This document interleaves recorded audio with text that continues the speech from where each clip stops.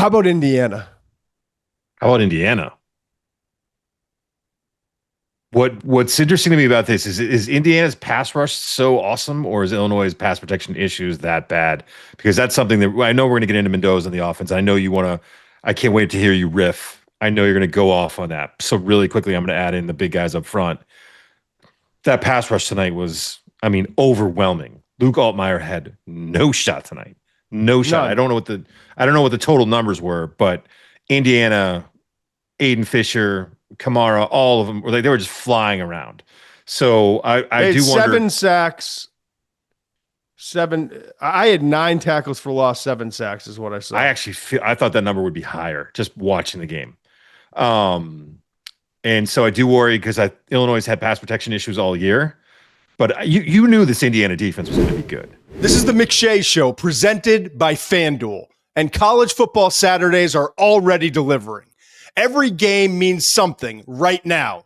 Rankings shift, upsets hit, and the best place to stay on top of it all? FanDuel. Whether you're riding a noon kickoff or betting the late games, FanDuel lets you bet it your way. Same game parlays, live betting, player props, alt lines, whatever your angle is, it lives in the app. So if you're watching the action, bet on it with FanDuel. So download the app or head to fanduel.com/McShay and make every Saturday count. The Ringer is committed to responsible gaming. Please visit rg-help.com to learn more about the resources and helplines available, and listen to the end of the episode for additional details. Must be 21 and older and present in select states, or 18 and older and present in D.C., Kentucky, or Wyoming. Gambling problem? Call 1-800-GAMBLER or visit rg-help.com. Call 1-888-789-7777 or visit ccpg.org/chat in Connecticut. You knew they were going to be good.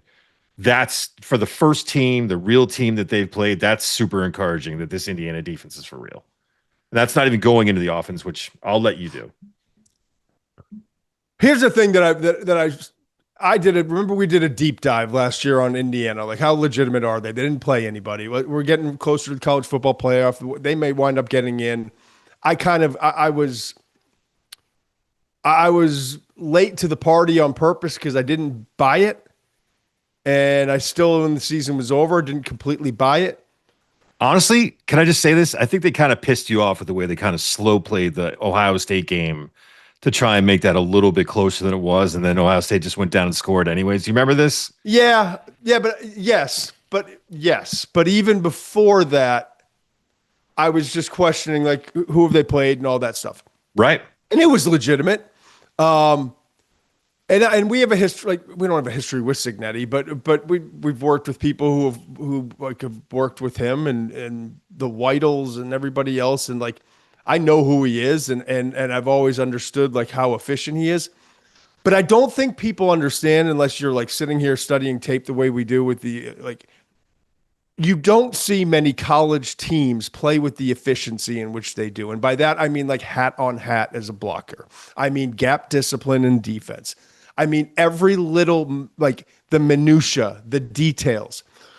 And so when I watch them, I see more NFL draft prospects, and we went through that. They had more last year drafted than they had, like, you had to go back like a decade. And they're going to have more drafted this in 2026 than they did in 2025. The talent's getting better, but it ain't Ohio State or Penn State. And it isn't even, I'm watching USC against Michigan State. It's not USC. It's, it's like, not Texas Tech. I would say it's not even Texas Tech. Not this year. No. Nope. After they brought in 22 transfers and all that. But as a collective whole, the way they play. And so I watched Mendoza tonight, Fernando Mendoza, right? And I loved a lot of things on tape from Cal. He's got the arm, the frame, mobility, kind of got courage to anticipate and to make some gutsy throws. And I watch him in this offense. And I had watched the first few games because I'm keeping tabs on all these quarterbacks. But I just, like, how much do you see in those when they're routing teams? And then you watch them against Illinois. And I know Illinois was down to the third string cornerback. And I know they had injuries. But, like, guess what? You're number 9. You're ranked number 9 in the country. That's a talented Illinois team. There's a reason why voters spent the whole offseason and looked at all these programs, all the teams in the SEC and the Big Ten and the top of the Big 12 and the top of the ACC. And they put them really high, like 13 or 14, somewhere in the between like 10 and 20 coming into the year. And watched them beat Duke. And started, as there was carnage, they were rising up. They got up to number 9. That's a talented football team. But but Indiana came out and like so efficiently. He completed 90% of his throws tonight. What was the final number? He was 20 of 22 last I checked. And like he did some great things. But I'm telling you right now, as an evaluator, he's harder now to evaluate than he was even at Cal last year. Because it's 21 RPO, for 23. 21 for 23. So it's like 88% or something. No, it's like 92%. Yeah, Get your calculators out. And I look at Surratt, and he's an NFL draft prospect. Could be day 2. Big 6'3" frame, athletic, not the fastest guy, but a really good possession type receiver. Omar Cooper has been a revelation. Because he's not like last year, he averaged like 20 yards per catch. This year, he's like 22, but he's more, the consistency's there. He's starting to come on, yeah. Right? And so those two guys have 15 catches for 170 yards and 3 touchdowns. And you're like, oh, they were rolling. But as you're watching in this game, it's like Cignetti and the coaching staff, like they're so freaking efficient. And you wonder, like, are they, because last year, was it Rourke, right? Oh, yeah. Yeah. I wasn't sure you were talking about Curtis Rourke. The quarterback for Indiana. Curtis Rourke was so good. Like, and it comes to find out, like, maybe he wasn't 100% and didn't have the mobility, but he still is never mobile. But now they've got this Mendoza guy who can run a little bit, and he only ran one time for 14 yards, Steve. But there's the threat there and all that RPO shit. Oh, and the way he had some off-platform stuff too that was pretty. He nice. did, but I'm saying in the run game, so that yeah. So that keeps you more honest. When Rourke was doing that stuff, it was like, yeah, right. That's funny. That's funny. But now he's moving around a little bit. He's helping that offensive line, which is good. But we'll see against like better competition. I thought this was going to be the real test. Maybe they just passed the test, and we're staring at it. Or maybe Illinois is overrated, or maybe Illinois got behind and they got injuries and they just fell apart, whatever it is. But I'm telling you, this team doesn't have to be as talented as some other teams.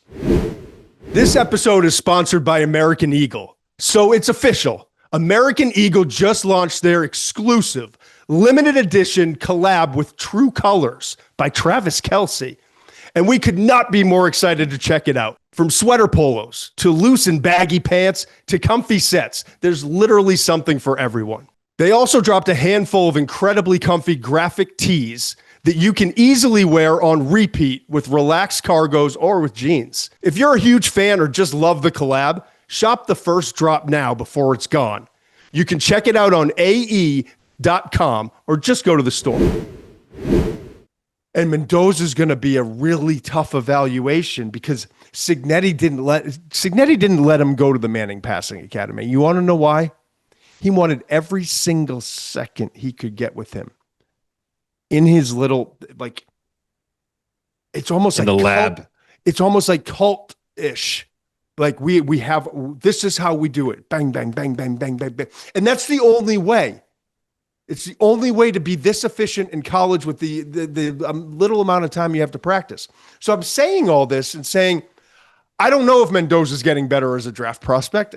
I don't care right now. I don't know that I know they're not as talented as Ohio State and LSU and Miami, but I'm starting to wonder if they're talented enough with the right pieces in this scheme to be a real problem. Like a real problem. Not like last year problem, but like a real one. They're going to beat Iowa, and then they're going to be, 5-0. And then they got Oregon at Oregon. I'm starting to wonder, could they beat Oregon? Truly. Anything could happen. But like, even though they're not as talented as Oregon, and they don't have a world at left tackle, and they don't have, I mean, they've got the quarterback, they can stack up there, but they don't have what is it, Sadiq at tight end. They don't have the weapons. No. They don't have the Corey defensive talent. Like, they don't have that level of athlete from top to bottom, and they're starting 22. But are they better? Are they just as good a football team? A few things here, and you're all over the place. So let me see if I can rattle some stuff off here for you. Good. Dan Lanning's a pretty damn good coach too. So I like the Ducks. So I still like the Ducks because Dan Lanning's a pretty damn good coach too, and I think he'll have them ready. So let's just start there. Okay. A couple other things to speak to Cignetti. All three phases tonight. I mean, it was, and that's what he is. Exactly, but they had a block punt for a touchdown. I know with our guy that Pond, who's a legitimate, might be their first draft pick in 2026. They had a long punt return. Their defense was outrageous. I think they held them to like 1 yard per carry or something like that. Outrageous. So it feels like a different Indiana team this year. They do win in all three phases, or they showed tonight that they can win in all three phases. I do like Oregon in that game still. I'll say that. And this is the last thing before you come back. I understand. Don't get mad at me. Don't get mad at me. I understand your point about Mendoza being a tough evaluation. I get it. It doesn't hurt to go 21 for 23 with 5 touchdowns. Oh, no shit. Yeah, I don't think evaluators, I think it kind of helps his case. I'm just saying, and I've seen enough throws. He makes some big time throws, man. Yes, I know that, and that's why I was probably as high as anybody out there on Mendoza coming into the year. I absolutely love the guy.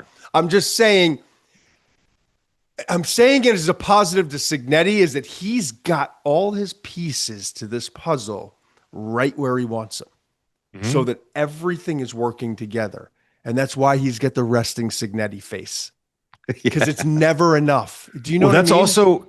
The thing about the resting Cignetti face that I think is also substantial is this is an Indiana team that's had a little success in the last 2 years, but not historically understood how to handle that success. And that can hurt teams. And he needs to keep this team. This team's going to be, I mean, what 19, 20, 21-year-old wouldn't be rolling after this win over Illinois? Like just thinking that they're on top of the world. There's Saban talking about the rat poison, right? Talking about you guys give us rat poison every week, and it could kill a team. All these compliments and how good we are, and look at that Indiana team, it can kill a team. And so Cignetti kind of has to keep his team level. And so I kind of get the RCF with him. It's a little bit of like, yeah, that's great. We haven't done shit yet. It's great that we got this big win. That's not what we're here to do. That is not what the goal is. The goal is to go out and compete with the Oregons and the Penn States of the world. So I see him as kind of having to do that, and I get it with him. So a little bit of hypocritical, but I love it. I love the RCF. Yeah. Is it Andrew Cooper says that IU is, all right, let me pull up FanDuel. Come on, FanDuel. Indiana's only favored by 2.5 against Iowa. Wow. I'm going to watch this. I'm logging in right now. This will be my first wager placed on air, if that's the case. Can we get lines for next week?